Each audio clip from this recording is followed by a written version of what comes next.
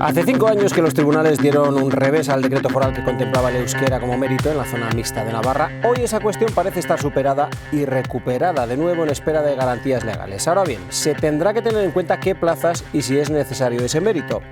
Lo mismo para inglés, francés o alemán. Todo cuando el Consejo de Europa acaba de tirar de las orejas poniendo de relieve deficiencias en el uso del euskera en la propia administración, por ejemplo.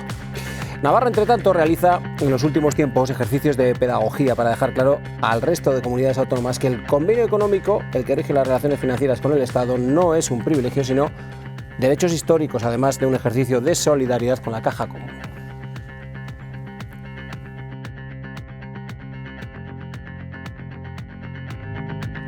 ¿Qué tal? ¿Cómo están? Muy buenas noches. Bienvenidos a este dilema que planteamos en este miércoles de hoy. Cuestiones que abordamos en los próximos minutos. Comenzamos.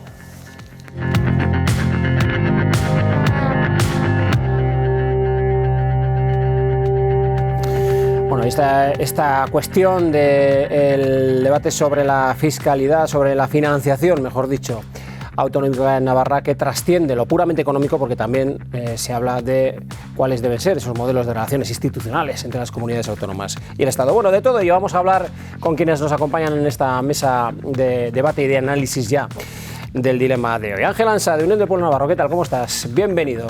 Pues muchas gracias, Ricardo. Un placer, como siempre, estar aquí con vosotros. Estrenamos ya tras el verano ese puesto que tantas veces has ocupado el pasado curso. Muy bien, Inma Jurío, Partido Socialista de Navarra. ¿Qué tal? ¿Cómo estás, Inma? Lo mismo te digo. Hola, pues muy bien, también muy contenta de estar aquí con vosotros otra vez. Muy bien. Adolfo Aray, de Euskal Herria Bildu. Gabón, muy buenas noches. ¿Qué tal? ¿Cómo va todo? Otra vez por aquí. Muy bien. A ver, y seguimos. Con fuerzas, ¿no? Me imagino. Sí. Y saludamos por primera vez a Dani López de Contigo Surekin. Gabón, muy buenas noches, Dani. Gabón, hola Ricardo, ¿qué tal? Muy bien. Todos los estrenos son una novedad. ¿Cómo te la tomas esta? Bien, además hemos empezado el curso con fuerza, así que bueno, no hay mejor manera de empezar. Muy bien, pues empezamos con esa toma en consideración que ha tenido el Gobierno de Navarra del decreto que va a regular el mérito que se tiene que hacer en cuestiones, por ejemplo, lingüísticas como el euskera para acceder a la propia administración foral. Vamos con lo que ha dicho el Gobierno y comenzamos. El Gobierno de Navarra, buenos días, quiere que el euskera sea valorado en la zona mixta como mérito a la hora de acceder a determinados puestos públicos de trabajo. El objetivo de Gobierno de Navarra es aplicar criterios de proporcionalidad, respetar la realidad sociolingüística de la comunidad, la igualdad de oportunidades y aportar la debida seguridad jurídica a las próximas convocatorias de empleo público. Porque antes de tener en cuenta el conocimiento de este idioma con el que cuentan los aspirantes, se analizarán las particularidades de cada plaza. Se incluirá en cada convocatoria los puestos concretos en los que se valorará como mérito. El Ejecutivo Foral recupera así el proyecto que fue anulado en parte hace 5 años por el Tribunal Superior de Justicia de Navarra, pero ahora busca dotarlo de una garantía jurídica total. Para ello, ha pedido opinión al Consejo de Navarra. Implica el pronunciamiento de esta institución en 15 días hábiles. Con ello buscamos que el criterio que se establezca pueda aplicarse con la debida seguridad jurídica en las ofertas de empleo público actualmente vigentes y pendientes de convocar. Es el paso previo a la aprobación del decreto de méritos que recoge también la baremación de las lenguas de trabajo en la Unión Europea, el inglés, el francés y el alemán para puestos de trabajo concretos. Bueno, pues también al Gobierno se le ha preguntado en esta rueda de prensa posterior a la sesión de cada miércoles por ese informe que ha emitido el Consejo de Europa en torno a las lenguas minoritarias en España, por lo que aquí corresponde al euskera en Navarra. Sí que parece trascender de ese informe que en el ámbito de la justicia pues deberían hacerse de otra manera las cosas, al igual que en la administración foral, donde se pide que se tenga más presente el euskera. Se le preguntaba sobre esta cuestión a la propia portavoz del Gobierno.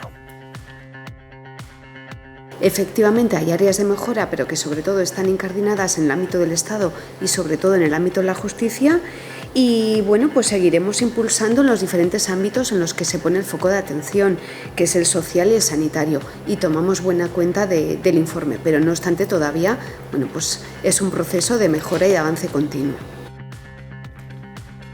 Bueno, pues podría decir, no sé si esto es un avance dentro de esa continuidad, ese avance continuo al que se refería en esta última intervención la propia portavoz del Gobierno, si esto es un paso, el tema de ese proyecto de méritos para acceder a la Administración. Señor Ansa. Bueno, es que a nosotros este proyecto de decreto foral no nos gusta, no creo que sea ninguna sorpresa y entraré en detalles.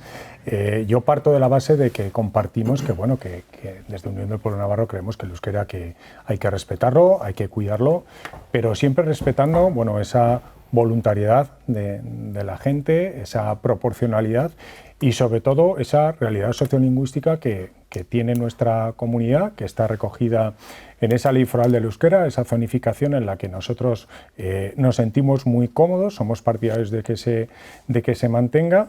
Somos conscientes, ¿no?, que al final el objetivo del nacionalismo vasco es que esa zonificación se elimine, pero a día de hoy la realidad es que no tiene una mayoría para modificar esa ley foral del euskera, incluso cuando en la legislatura del gobierno de la señora Barcos, cuando gobernaban con una mayoría de 26, pues no tuvieron para cambiar esa ley del euskera. Nosotros lo que estamos es, como he dicho antes, en contra de la imposición del euskera, entendemos que tiene que hacerse desde la voluntariedad y tampoco compartimos que se convierta en un carnet de trabajo. Es decir, hay que respetar la igualdad de oportunidades en el acceso a la función pública y lo que no se puede imponer aquí es los deseos de una minoría. Es decir, a partir de ahí, como he dicho, hay cosas en este decreto que no nos gusta, pues porque respecto al último decreto que tuvo el anterior gobierno de UPN, ¿no?, porque el del 2017 la señora Barcos, ya conocimos esa sentencia que anuló, digamos, la parte más importante de aquel decreto, que yo creo que era lo que lo fundamentaba. Entendemos pues que crece el peso de lo que es el euskera, baja el peso de los idiomas comunitarios y luego algo que nos preocupa es que el decreto no define qué plazas van a tener relación directa con la ciudadanía ni el peso que va a tener en esas plazas el euskera. Nosotros creemos que debería estar bien definido en ese decreto y en cambio lo deja en la negociación colectiva con una mesa general en la que hoy en día pues sabemos que hay una mayoría de sindicatos nacionalistas, por lo tanto pues tememos que vaya a ser una nueva cesión del Partido Socialista de Navarra a sus socios nacionalistas de Geroa Bai y de Bildu, que la semana pasada pues presentó una moción en el Parlamento de Navarra, aunque fue rechazada, pues iba precisamente en esta línea de, como digo, convertir el euskera en un carnet para entrar en la función pública. Señora Julio.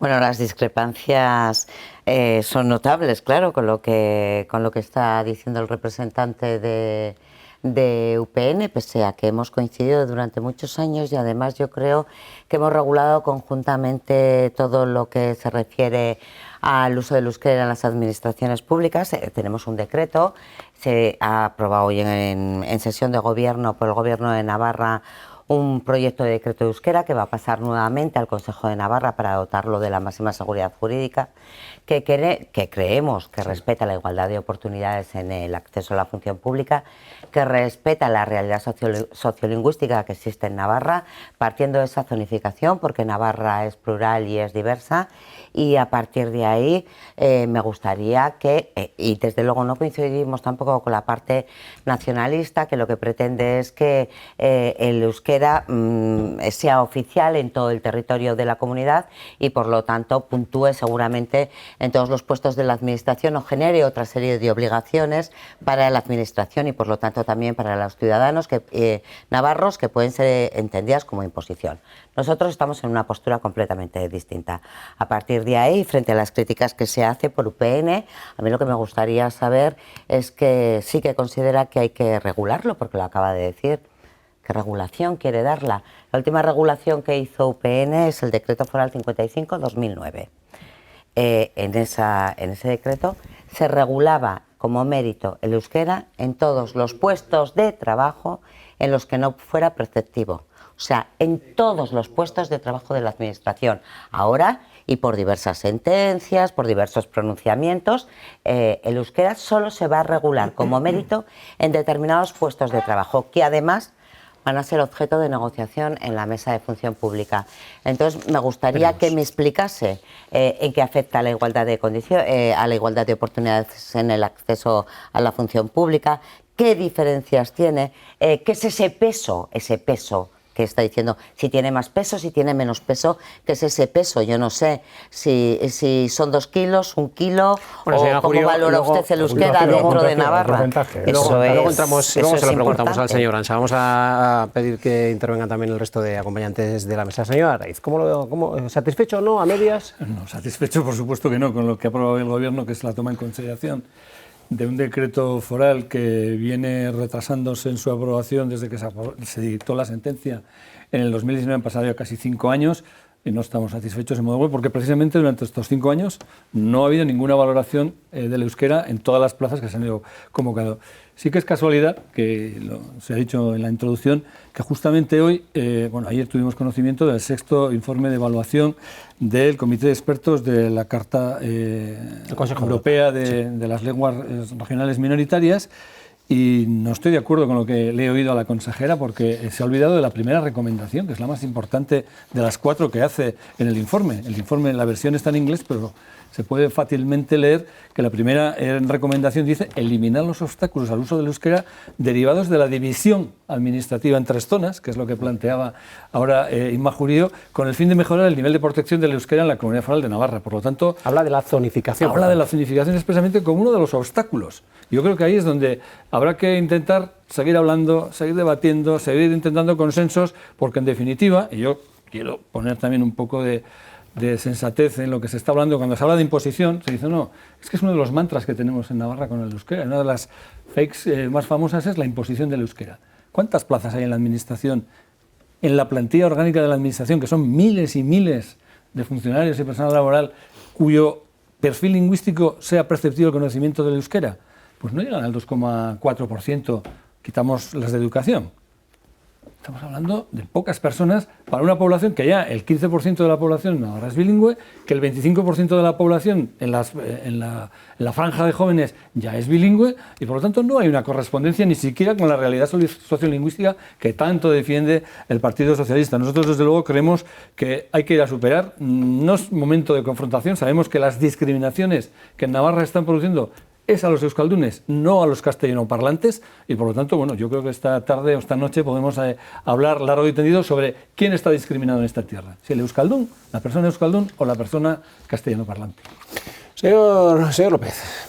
Bueno, pues sin que sirva de precedente voy a decir que estoy de acuerdo con el señor Ansa, este decreto no nos gusta, y hasta aquí en lo que estoy de acuerdo con el señor Ansa. ¿Y a partir de aquí? A partir de aquí no nos gusta, porque para nosotros este no es el modelo que nosotros elaboraríamos en base a las propuestas de modelo lingüístico que tenemos para Navarra. Nosotros y los grupos que conformamos contigo, Zurekin, tanto en esta legislatura como en anteriores, hemos defendido en nuestro programa superar la zonificación de Navarra, porque de verdad que consideramos que la zonificación es la que está originando mucha de la problemática a la que nos vemos periódicamente abocados, por no hablar de los conflictos que se generan en base a esta zonificación. La noticia de hoy, además, es clara, la ha dicho el señor Araiz, pero la venía a traer yo también. O sea, lo primero que dice el Consejo de Europa es eliminar la zonificación para evitar esta serie de problemas. Dicho esto, tampoco, aunque no es nuestro modelo de decreto, también tenemos que decir que recoge avances. Tímidos avances, pero recoge avances, y esto hay que ponerlo en valor, porque la valoración del euskera en la zona media, aunque sea un avance tímido, creo que es importante, porque volver al escenario en el que teníamos lo que supone es ir retrocediendo, y yo creo que poco a poco, pues bueno, hasta que consigamos superar esa zonificación como nosotros defendemos, lo que sí que tenemos que hacer es intentar ir avanzando, y aunque, como repito, no es nuestro modelo de decreto, creemos que estos avances sí que tenemos que ponerlos en valor. Bueno, pues queda abierto a la mesa. Por lo tanto, esto no es sino, permítanme la expresión, un paño caliente de cara a lo que, por ejemplo, Euskal Herria Bildu o Contigo Zurekin están diciendo. Es decir, superar la zonificación. No lo sé cómo lo ven ustedes.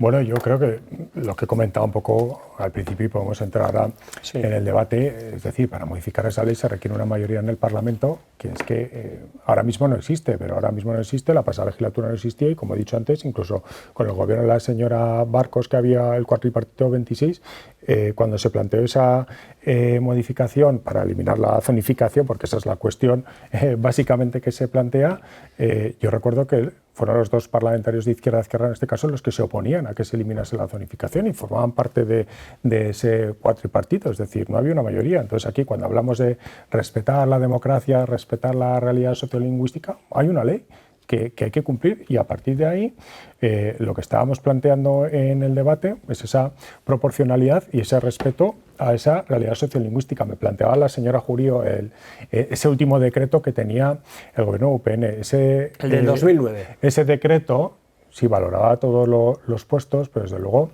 que para que se me entienda, la puntuación máxima que tenía ese decreto era la mínima de la que parte el decreto que ahora plantea el gobierno de la señora Chivite, porque lo que yo he dicho antes, ese decreto lo que tenía es que definía clarísimamente las plazas que tenían relación directa con la ciudadanía y el peso en cuanto a los puntos en la valoración que iban a tener esas plazas. El decreto que plantea el gobierno de la señora Chivite no está definiendo esas plazas, no está definiendo el porcentaje, la valoración que van a tener esas plazas y lo deja en manos de una mesa negociadora que, como he dicho antes, tiene una mayoría de sindicatos nacionalistas. Y esa es una gran diferencia con respecto a cómo funcionaba el decreto foral que tenía en vigor el último gobierno de UPN a lo que está planteando. Es decir, entiendo de sus palabras que quien va a determinar las plazas que deben tener ese mérito van a ser los sindicatos de la mesa. En esa mesa general de negociación no está definido en el decreto y por lo tanto nosotros entendemos que el Partido Socialista de Navarra está escondiendo sus cartas y no quiere reconocer que va a hacer nuevas cesiones a sus socios. Pueden intervenir ustedes, señora Jurío, que le veo... A ver, yo creo que parte de premisas equivocadas. Se van a definir las plazas, desde luego, convocatoria por convocatoria. Se expondrán en la mesa general de función pública o en la mesa que corresponda a negociar, si corresponde al sector salud, si corresponde a policía foral o corresponde a algún otro sector. Otra cosa es que la decisión, desde luego, corresponde al departamento de turno, corresponde al gobierno. Al gobierno. Bueno, el departamento es gobierno. Esto no es cuestión del Parlamento. No, al departamento. Al Parlamento, te había entendido, perdona, Ricardo. Sí, corresponde al gobierno. A partir de ahí, pues seguramente no serán todas las plazas, serán aquellas que se considere que tienen más relación con la ciudadanía o que son más relevantes porque así vienen determinadas por la sentencia. A diferencia de lo que ocurría en el 2009 con UPN, que se valoraba en todas. Y desde luego sí hay puntuación en la que se va a determinar. ¿Cómo se va a valorar? Eso sí se va a determinar. Y no hay tanta equivocación si se hace la cuenta, que se puede hacer tranquilamente, con la valoración que se hacía por UPN. Pero bueno, más allá de todo esto, lo que sí que puedo decir y que discrepo tanto con la parte nacionalista como desde luego con Contigo Zurekin, es que no hay mayoría. Ni ha habido esta legislatura, no hay esta legislatura, ni ha habido la legislatura anterior por una parte de los que forman parte de Contigo Zurekin, que le ha dicho el señor Ansa, que es Izquierda Unida, Izquierda Esquerra, para modificar la LORAZNA, que es lo que se necesita modificar para eliminar la zonificación.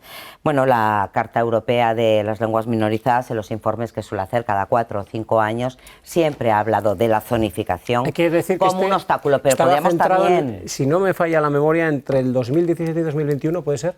Sí.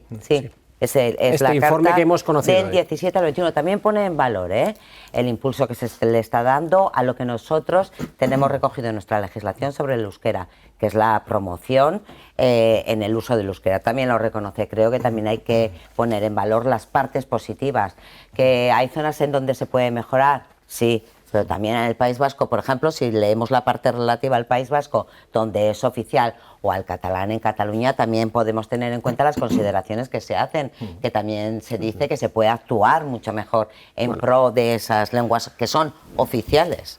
Entonces vamos a poner en valor también, y vamos a tener en cuenta que oficializar una lengua en un territorio es cuestión de voluntad política. El Partido Socialista no tiene voluntad política de oficializar el euskera en toda Navarra, porque considera que la zonificación se corresponde a la realidad sociolingüística. Yo creo que no, ya lo he dicho, he dado los datos. La realidad sociolingüística es la que es. Sí. La realidad que tiene la Administración en su plantilla orgánica es la que es. No tiene nada que ver el porcentaje de vascoparlantes en Navarra con el que se refleja en la Administración.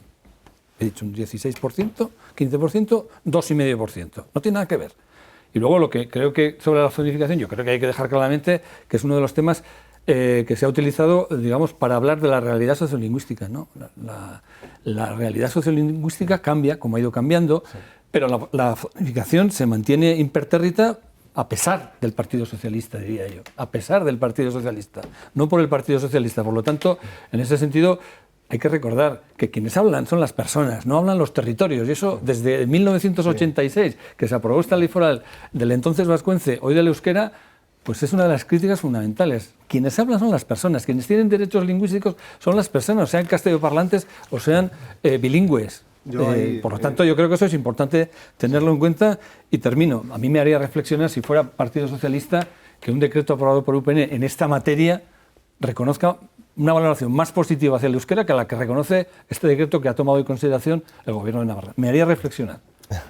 Yo también iba a lanzar una reflexión. Quiero decir, superar la zonificación no supone renunciar a la realidad lingüística de cada territorio, porque, como bien se acaba de decir, la realidad es cambiante. Esto puede parecer algo contradictorio, pero no es así. O sea, superar la zonificación lo que nos impide, o sea, lo que nos va a hacer superar son esas acotaciones que nos vemos ahora sometidos legislativamente y que suponen pues esta aberración y que generan muchísimo conflicto político y en algunos casos hasta social. Hay una cosa que a mí me llama, bueno, social no, realmente social no, bueno, pero se intenta trasladar. En algunos sitios, yo vengo de donde vengo, en algunos sitios se intenta trasladar y lo digo por eso. Pero a mí me hace mucha gracia. UPN dice, nosotros respetamos el euskera, pero enseguida lo asocia al nacionalismo vasco. Oiga, no, señor, nosotros tampoco queremos la zonificación. Quiero decir, al final no es el nacionalismo el que se niega únicamente a la zonificación. Pero, repito, defender el euskera, por favor, vamos a desvincularlo ya de lo que es el nacionalismo, no tiene nada que ver, y la zonificación simplemente es un marco jurídico que nos está impidiendo actuar correctamente sobre uno de los valores que tiene esta tierra, culturales, que es la lengua. No supone, ni muchísimo menos, la lengua del euskera me refiero, no pongas esa cara, no supone ni muchísimo menos atacar a la realidad lingüística que pueda tener Cadreita, que pueda tener Baztán o que pueda tener Tafalla. De hecho, ni en Cadreita, ni en Baztán, ni en Tafalla, ni en Tudela se impide que cuando existe la masa suficiente para que en educación aprendan euskera, se aprenda euskera. El Socialista ha recurrido una plaza en el Ayuntamiento de Tafalla de coordinador de técnico-cultural porque le parece que es discriminatorio. Por eso los tribunales nos han dado tantas veces la razón cuando se recurre que se utilice el euskera en plazas públicas para discriminar a la población. En muchas menos plazas que se ha recurrido y se ha dado la razón por los tribunales cuando se ha utilizado el euskera en los ayuntamientos para designarlo como preceptivo en plazas y los tribunales han dicho que y las han anulado esas plazas. O sea, si hablamos de los tribunales podemos hablar también de otras cuestiones. Yo creo que estamos hablando de posiciones políticas y la posición política es evidente y la posición política del Partido Socialista en la zona media, en la zona ribera es la que es. Yo creo que eso hay que dejarlo patente y claro. Yo sí que... en el ayuntamiento concreto. Señora Jurío, por favor. Al representante de Contigo Navarra, yo no estoy, en este caso Unión del Pueblo Navarro, no está asociando ni mucho menos el euskera al nacionalismo vasco. ¿Por qué? Porque en Unión del Pueblo Navarro hay muchísimas personas, ya no solo afiliados, votantes, que hablan euskera con total normalidad. Es decir, en el norte de Navarra hemos tenido muchas listas electorales, en el Parlamento tenemos parlamentarios que hablan euskera, es decir, no lo estoy asociando al nacionalismo vasco, sí asocio al nacionalismo vasco que pretendan imponerlo o convertirlo en un carnet de trabajo, porque aquí estamos hablando, la realidad sociolingüística, comentaba el señor Araiz el porcentaje de los que hablan, pero hay una parte o una cuestión importante que hay que tener en cuenta y es la demanda de la gente a la hora de ser atendido en euskera, porque hay gente que puede tener cierto conocimiento de euskera, sea con un título, sea que lo hable, pero luego cómo se dirige a la administración. Eso es una parte importante, es decir, la gente está, porque yo creo que en la mayoría de los sitios cuando es la zona mixta y en la zona vascófona, yo creo que la gente que quiere ser atendida en euskera se le está atendiendo en euskera en los servicios públicos. Es decir, aquí hay un precedente que es la sentencia del Tribunal Superior de Justicia de Navarra a aquel decreto de la señora Barcos en el que concluía que en la zona vascófona no había que valorar el euskera. Entonces, cuando estamos hablando de esa zona mixta y la zona vascófona, yo creo que no habrá casos en Navarra de gente que se sienta discriminada porque cuando se dirige a la administración no le pueden atender. Lo que pasa es que el Consejo de Europa no dice eso precisamente. Bueno, pero el Consejo de Europa serán unos señores, unas señoras, unos expertos que yo respeto, pero son unos informes que no son vinculantes y ese informe, bueno, yo lo he leído y habla un poco genérico. Yo entiendo que algunos lo quieren llevar Navarra, bueno, está hablando genérico, genérico, me refiero, habla de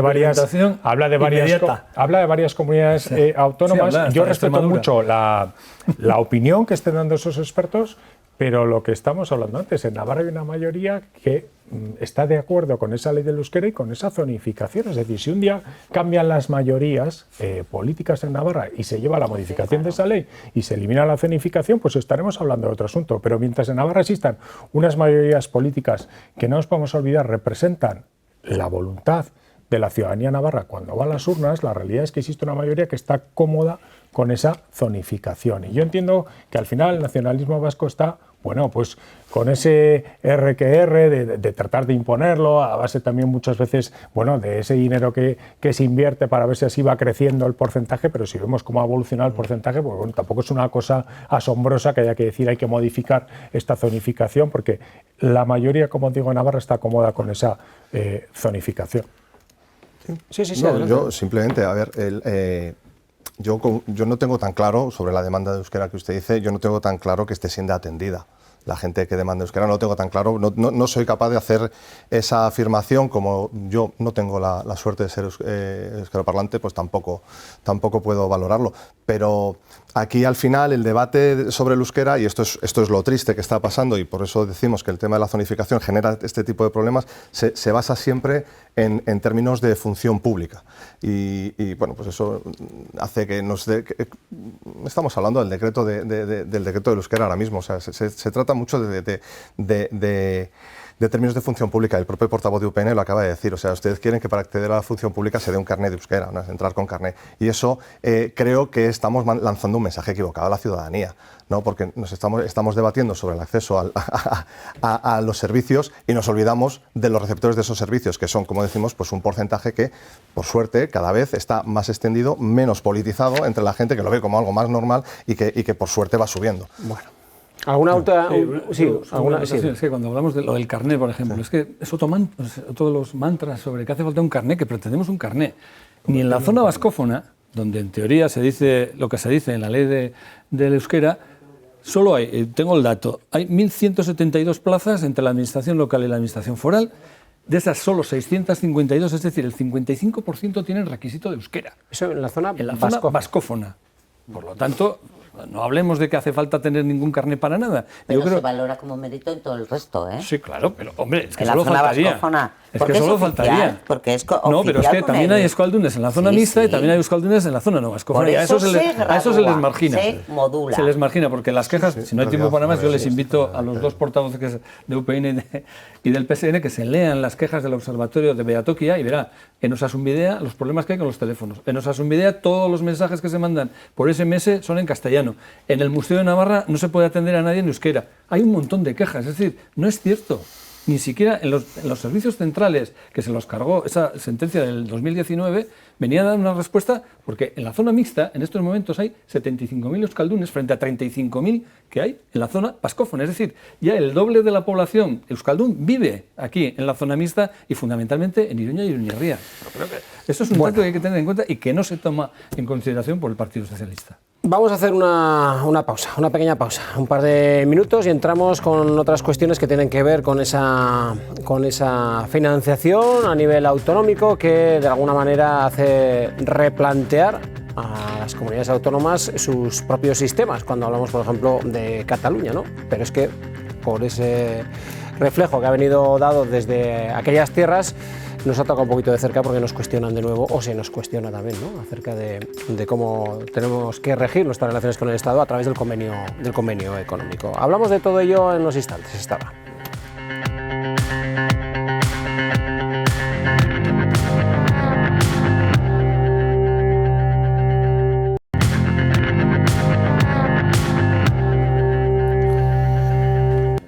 Bueno, pues les decía poco antes de la publicidad que vamos a abordar la cuestión de la financiación autonómica, en este caso la que se deriva de Cataluña, que tiene sus efectos también colaterales, porque se cuestionan también cuestiones como el cupo vasco o el convenio económico de Navarra. Recientemente, tanto la presidenta María Chivite como el lehendakari vasco Pradales hacían público un artículo en defensa común de ambos sistemas. Javier Esparza calificaba así el artículo firmado por Chivite y Pradales en defensa del convenio económico de Navarra y el concierto vasco. Me parece de verdad una torpeza política. El portavoz regionalista en el Parlamento lo argumentaba de esta manera. Navarra fue un reino hasta el año 1839. Esta larga historia no la tiene ni el País Vasco ni Cataluña. Por eso no se puede comparar. En la misma línea se pronunciaba el Partido Popular. La presidenta, como digo, ha sido muy imprudente, equiparándonos, y con sus palabras no ha ayudado para nada a nuestra defensa, sino que nos ha puesto en la diana. Los socialistas hacían una lectura completamente diferente. Nosotros no creemos que el convenio navarro esté en peligro ni que nadie ni nada lo ataque. Por lo tanto, lo que ha hecho la presidenta con el lehendakari ha sido una defensa de la Constitución. Geroa y Contigo Surekin también daban el visto bueno a que Chivite se uniese a Pradales en la protección de los dos modelos fiscales. Que ayuda también a poner en valor nuestro sistema de financiación, nuestro autogobierno. Que se dialogue y se negocie y se acuerde con otras comunidades nos parece positivo. EH Bildu avalaba la financiación singular de Cataluña. Hay que aceptar la plurinacionalidad del Estado y unir el debate de la financiación a esto, porque si no carecerá de sentido. Y Vox se desmarcaba de todos los grupos. Nos parece fatal porque nosotros estamos en contra de todos los convenios económicos y en contra del cupo vasco. Entonces Dios los cría y ellos se juntan. El autogobierno ha marcado la tónica del debate en la mesa y junta de portavoces y esperan que a nivel nacional se hagan eco de la postura mayoritaria del Parlamento. Bueno, cuestiones que tienen su debate político también y su extrapolación aquí a Navarra, que por cierto la presidenta de UPN, Cristina Ibarrola, en unas declaraciones que ha realizado, una entrevista que ha concedido a la agencia EFE, decía a lo largo del día de hoy que Navarra se gobierna desde Pamplona, no desde España, decía, ni desde el País Vasco.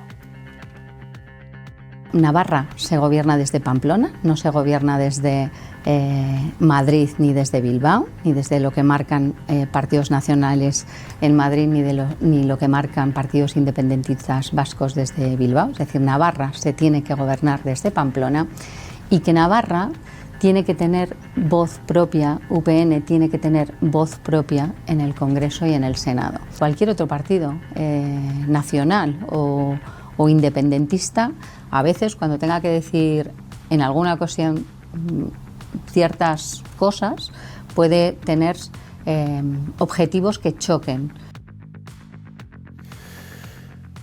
Bueno, que ya no hablamos solamente de financiación, no hablamos solamente de convenio económico ni de concierto vasco, hablamos también de autogobierno. Decía Euskal Herria Bildu a través de su portavoz en el Parlamento este pasado lunes, lo que han escuchado, que es una cuestión, el debate de la financiación, que no se puede desligar del debate sobre la plurinacionalidad del Estado. UPN calificada de torpeza política este artículo firmado entre lehendakari y presidenta. Sí, bueno, puede calificarse torpeza política o yo lo diría un poco un sinsentido, porque yo entiendo que en este caso la presidenta del Gobierno de Navarra debería estar capacitada por sí sola para salir a defender el convenio navarro y la historia de Navarra sin necesidad de hacer un artículo con el lehendakari o con cualquier otro cargo político. Es decir, la presidenta de Navarra, en el momento que aquí se llega a ese acuerdo tan poco transparente, ¿no? Que todavía no conocemos exactamente esa financiación singular para Cataluña, que no deja de ser un acuerdo para que el señor Illa sea presidente y también pues para que el señor Sánchez siga ocupando el sillón de la Moncloa, que no es lo mismo que gobernar. Entonces, a partir de ahí, pues claro que se están oyendo voces que están poniendo en cuestión el convenio Navarra. Estamos volviendo a oír por parte de políticos de todas las ideologías. Se está volviendo a hablar que Navarra es insolidaria, que el convenio navarro es un privilegio.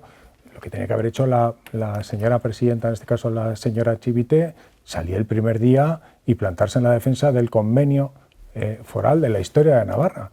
Que Navarra era un reino, que nuestro convenio está recogido, está reconocido en la Constitución, en nuestra LORAFNA, no necesita salir ni con el Lehendakari ni con nadie a hacer un artículo. Lo que pasa es que lo que le pasa a la señora Chivite es que la mayoría de las veces, en lugar de comportarse como la presidenta de todos los navarros, se comporta o se siguen comportando como la secretaria general del Partido Socialista, y como en ningún momento ha hecho ninguna crítica a lo que hace el señor Pedro Sánchez, ni los acuerdos del señor Pedro Sánchez, ni cuando ha habido cosas que han afectado incluso a las competencias de Navarra, como aquella ley ley de vivienda, que afectaba a las competencias de Navarra, y no la recurrió al gobierno de Navarra. Es decir, cuando quiere hablar luego de cómo defienden los foros de Navarra, hemos visto situaciones que no responden así. Por lo tanto, nosotros desde Unión del Pueblo Navarro creemos que la señora Chivite ha tardado muchísimo, debería haberse planteado el primer día, que es algo que sí que hizo el Lehendakari, porque desde luego está claro que el convenio navarro y el cupo vasco pueden tener algunas similitudes, pero es que para nada. Bueno, habrá que ver también un poco qué es lo que dice, yo por ir acelerando un poquito más el debate, porque si no se nos va el tiempo, perdóneme, señor Lanza, habrá que ver también qué dice la señora Chivite la próxima semana cuando se reúna con el presidente Sánchez. ¿Cuándo? No, perdona, yo no te he entendido lo que has dicho. Sí, no, que habrá que ver un poco qué es lo que le dice la reunión que tiene prevista la próxima semana. No había entendido lo que habías dicho. Hombre, las manos se pueden dar porque, entre otras cosas, de presidente a presidente y porque son compañeros, ¿no? O somos compañeros de partido. Bueno, todo... Bueno, mira, son muchas cosas, pero bueno. ¿Qué quiere que le diga? Que Esparza salga hablando de torpeza política, que salga la presidenta cuando hay ataques contra nuestro régimen fiscal, que lo hemos defendido tantas veces, que es cierto que se ha criticado por los propios socialistas, muchas veces por otros compañeros socialistas se ha criticado nuestro propio sistema de financiación autonómica que está incardinado en la Constitución. Hemos hecho pedagogía, se lo hemos explicado, yo creo que se entiende, tiene encaje en la Constitución. Que salga con el Lehendakari del País Vasco, pues bueno, tenemos también regímenes que muchas veces son similares, pero que tienen cuestiones similares, pero bueno, yo creo que todo esto para lo que realmente sirve es para que UPN de repente se posicione como el más foralista del mundo, como el único que defiende el convenio navarro y critica al nacionalismo vasco. Vamos a ver que ustedes son tan partido regionalista como puede ser el PNV en el País Vasco o EH Bildu dentro de su entelequia que es Euskal Herria.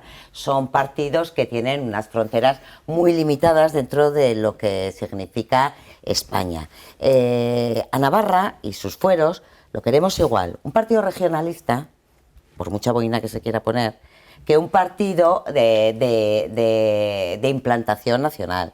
Lo entendemos, respetamos la Constitución y sobre todo no la atacamos y no lo utilizamos para hacer política. Y no venga aquí diciendo que somos lo que somos y haciendo demagogias cuando ustedes, por intereses políticos, tuvieron una legislatura pasada que se unieron a Navarra Suma, formaron Navarra Suma, que estaban con Ciudadanos y con el PP, que a lo único que se limitaban era a atacar la singularidad y el sistema de financiación propio y el convenio de Navarra. Entonces aquí no vengamos porque lo que están utilizando es intereses políticos en vez de hacer un frente común en lo que hasta hoy todos los partidos políticos habíamos defendido y que es nuestro convenio. Bueno, señora Raiz.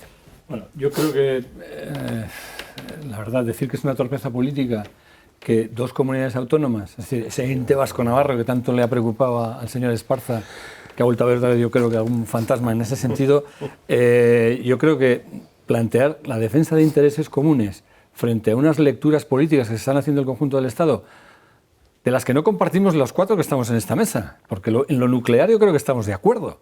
Y en lo nuclear, tanto el convenio como el concierto económico vasco son similares. En lo nuclear, más allá de la historia, más allá de que uno naciera tras 1841, después de una guerra carlista, de una derrota, y que el otro naciera en 1876, después de otra derrota en otra guerra carlista, pero en lo nuclear. En el hecho de que tanto en uno como en otro sistema se tiene un sistema tributario propio, fundamentalmente en materia de imposición directa, no en indirecta, que no pintamos nada.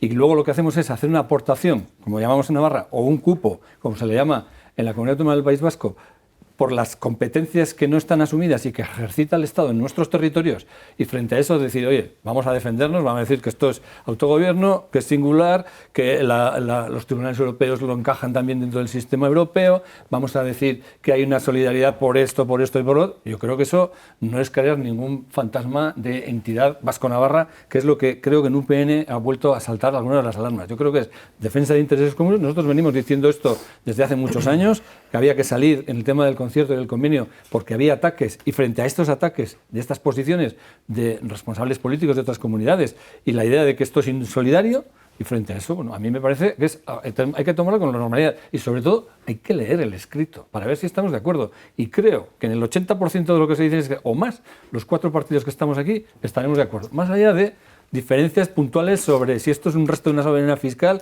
si es otorgado por el Estado, si es autogobierno que enlaza con el derecho medieval navarro. No lo sé, pero yo creo que eso hay que tenerlo y dejarlo claro.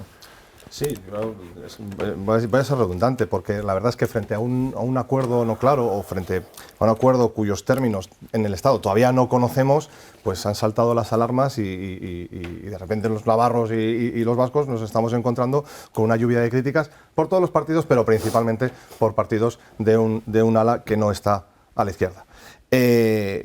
No sé, definir como torpeza política defender nuestro autogobierno simplemente por hacerlo al lado de nuestros vecinos, porque es nuestra comunidad vecina, está al lado, nos guste o no, que están sufriendo las mismas críticas, pues yo entiendo que, bueno, pues que no son las declaraciones más afortunadas que ha podido tener el señor Esparza, porque a ver, aquí con el autogobierno yo creo que estamos todos claros. A ver, 3 puntos muy claros sobre el convenio. El convenio en ningún caso se articula contra nadie.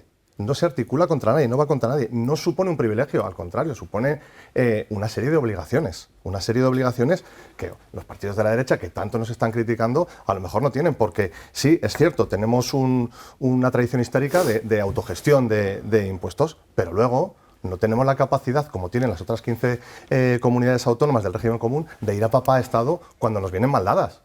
O no tenemos el poder hacer, como están haciendo comunidades de la derecha, como Andalucía o Madrid, un dumping fiscal, bajando impuestos a las grandes fortunas para luego no tener dinero para salud, para sanidad o para educación y llamar a papá Estado. O sea, que me digan que Navarra es insolidaria. Tenemos unos derechos, pero también unas obligaciones.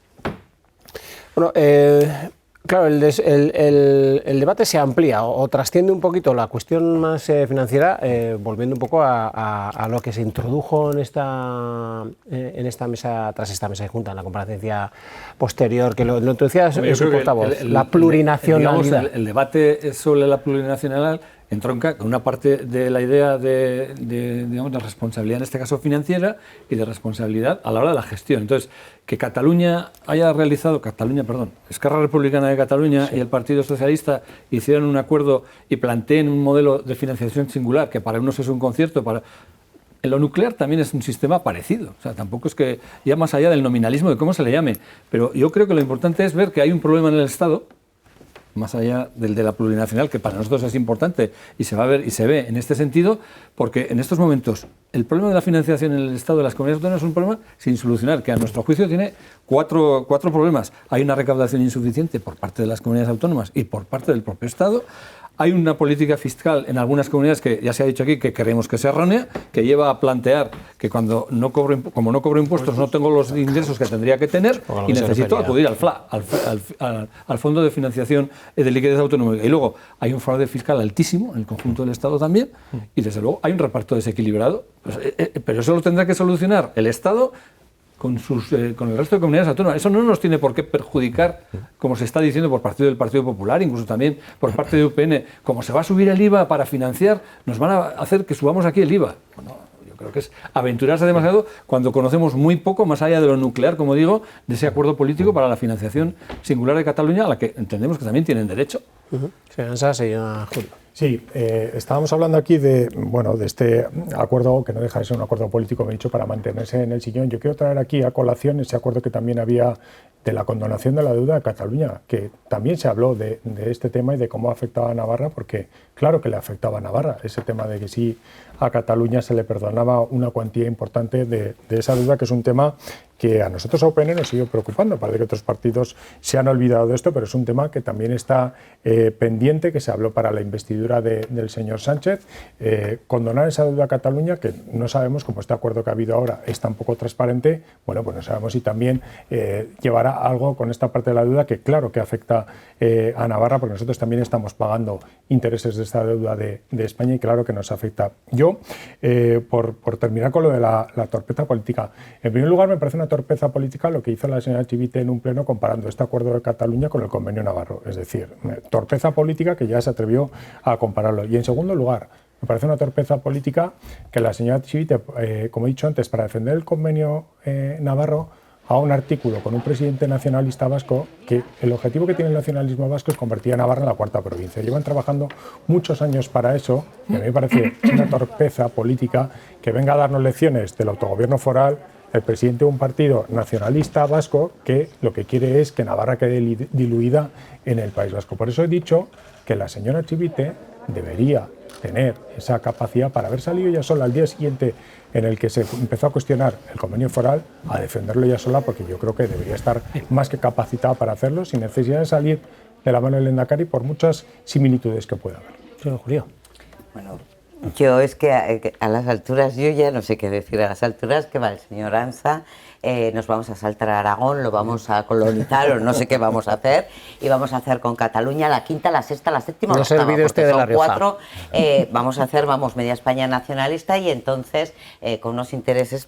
Pero bueno, fuera bromas, yo creo que se está utilizando por parte del regionalismo navarro en ese intento de hacerse los únicos que en toda Navarra defienden el convenio, la foralidad y tal, lo están utilizando políticamente para atacar al gobierno de Navarra, para seguir fomentando el miedo que siempre han fomentado en la población navarra contra el nacionalismo vasco, o contra, que creo que no tiene ahora mismo sentido con un gobierno socialista o tal y como están las políticas que estamos ejerciendo, para atacar a Sánchez. Se está sumando al carro del PP, que flaco favor le está haciendo en Navarra, porque se lo va a comer por los pies y no sé si se están dando ustedes cuenta.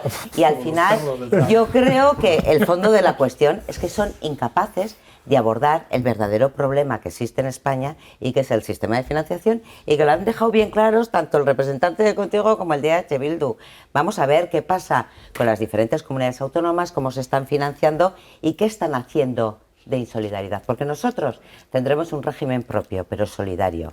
Y sin embargo nos están criticando y atacando el verdadero problema, que es la financiación autonómica que existe en España y que es insolidaria y que en buena parte se está haciendo por territorios gobernados por el PP. Somos un partido regionalista y defendemos el convenio foral, la financiación pues a nivel nacional. Mal. Vamos a juntarnos todos en esa defensa del convenio nacional. El Partido Socialista, hay que afrontarlo. Tienen ahí el problema para contentar a todos. ¿Por qué se critica que de forma conjunta, teniendo más fuerza, las dos únicas comunidades de todo el Estado que tienen el mismo sistema de financiación y de relaciones financieras con el Estado, digan al resto del Estado, oiga, que lo que ustedes están diciendo, porque ahí nada tiene que ver eso que se está planteando nuevamente, que es Euskal Herria, además, todo eso hay que leer el texto. Yo creo que vamos a leer el texto, y entonces yo creo que después de leer el texto, seguro que estamos todos de acuerdo. Vamos ya con un último turno de intervenciones. Perdón, muy breve. Quiero decir, es que volvemos a lo mismo. Estamos hablando de un acuerdo del que no conocemos los términos, y además a mí hay una cosa que no me gusta que hace UPN, porque, joder,